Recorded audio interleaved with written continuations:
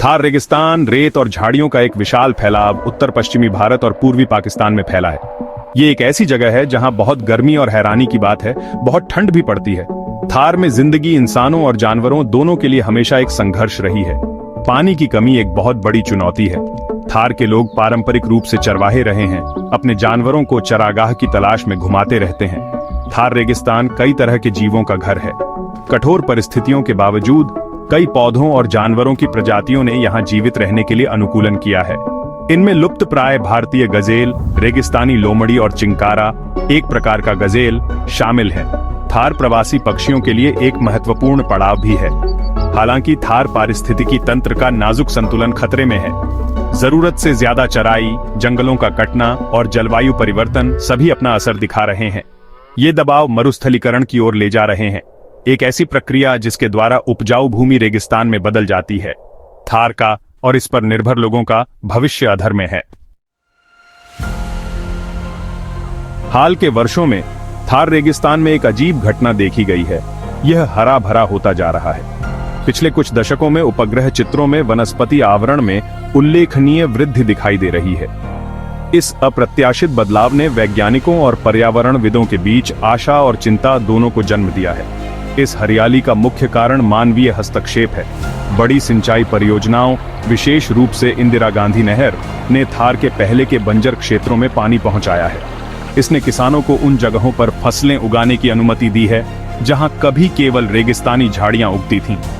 बढ़ी हुई वनस्पतियों के कारण धूल भरी आंधियों में कमी आई है और हवा की गुणवत्ता में सुधार हुआ है।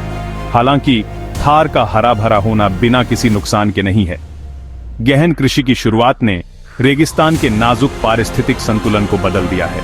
कुछ लोगों का तर्क है कि बढ़े हुए कृषि उत्पादन के लाभों से लंबी अवधि के पर्यावरणीय लागत कम हो जाते हैं। थार के हरे भरे होने के असली प्रभाव पर बहस आने वाले वर्षों तक जारी रहने की संभावना है। ग्लोबल वार्मिंग थार रेगिस्तान के बदलते परिदृश्य में योगदान देने वाला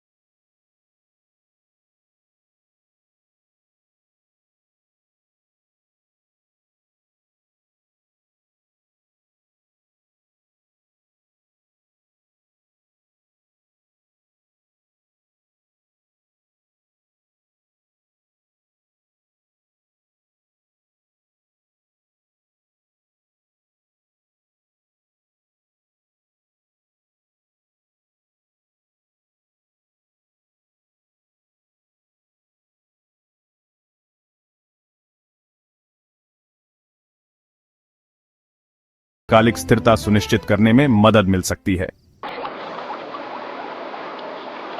भाग 4, इंदिरा गांधी नहर, वरदान या अभिशाप। दुनिया की सबसे बड़ी सिंचाई नहरों में से एक इंदिरा गांधी नहर ने थार रेगिस्तान को हरा भरा बनाने में महत्वपूर्ण भूमिका निभाई है। 1980 के दशक में पूरी हुई ये नहर पंजाब में सतलुज और ब्यास नदियों से पानी को राजस्थान में विशाल भूमि की सिंचाई के लिए मोड़ती है। इस महत्वाकांक्षी परियोजना ने लाखों लोगों के जीवन को बदल दिया है, एक बार गरीब क्षेत्र में समृद्धि ला दी है। नहर ने किसानों को चावल और गेहूं जैसी पानी की जरूरत वाली फसलें उगाने में सक्षम बनाया है, जिससे कृषि उत्पादन और आय का स्तर बढ़ा है। पानी की उपलब्धता से उद्योगों और शहरी केंद्रों का भी विकास हुआ है, जिससे पड़ोसी राज्यों के लोग आकर्षित हुए हैं। नहर निस्संदेह सकारात्मक बदलाव लाई है, लेकिन इसकी दीर्घकालिक स्थिरता बहस का विषय है। आलोचकों का तर्क है कि नहर से जल भराव और लवणता हुई है, जिससे मिट्टी की गुणवत्ता में गिरावट आई है और कुछ क्षेत्रों में कृषि उत्पादकता कम हुई है। स्रोत नदियों से पानी का अत्यधिक दोहन भी एक चिंता का विषय है, जिससे निचले क्षेत्रों में पानी की कमी हो रही है। पारिस्थितिक स्थिरता की आवश्यकता के साथ सिंचाई के लाभों को संतुलित करना क्षेत्र की दीर्घकालिक भलाई के लिए महत्वपूर्ण है। भाग 5, आक्रामक प्रजातियों के फायदे और नुकसान, विलायती कीकर का मामला। प्रोसोपिस जूलीफ्लोरा, जिसे आमतौर पर विलायती कीकर या मैक्सिकन मेस्काइट के रूप में जाना जाता है, की शुरुआत थार रेगिस्तान के हरे भरे होने में योगदान देने वाला एक और कारक है। मरुस्थलीकरण से निपटने और ईंधन की लकड़ी प्रदान करने के लिए 20वीं सदी की शुरुआत में दक्षिण अमेरिका से इस कठोर सूखा सहिष्णु पेड़ को लाया गया था। हालांकि यह रेत के टीलों को स्थिर करने और कुछ आर्थिक लाभ प्रदान करने में सफल रहा है, लेकिन इसके तेजी से फैलने से चिंताएं बढ़ गई हैं। प्रोसोपिस जूलीफ्लोरा एक आक्रामक हमलावर है जो देशी पौधों की प्रजातियों से आगे निकल जाता है और रेगिस्तानी पारिस्थितिकी तंत्र की संरचना को बदल देता है। इसकी गहरी जड़ें भूजल संसाधनों को कम कर सकती हैं, जिससे शुष्क क्षेत्रों में पानी की कमी बढ़ जाती है। पेड़ के कांटे और घनी वृद्धि पशुओं के चरने और वन्य जीवों की आवाजाही के लिए भी चुनौतियां पैदा करते हैं। जबकि प्रोसोपिस जूलीफ्लोरा के कुछ लाभ हैं, जैव विविधता और जल संसाधनों पर इसके नकारात्मक प्रभावों के लिए सावधानी पूर्वक प्रबंधन की आवश्यकता है।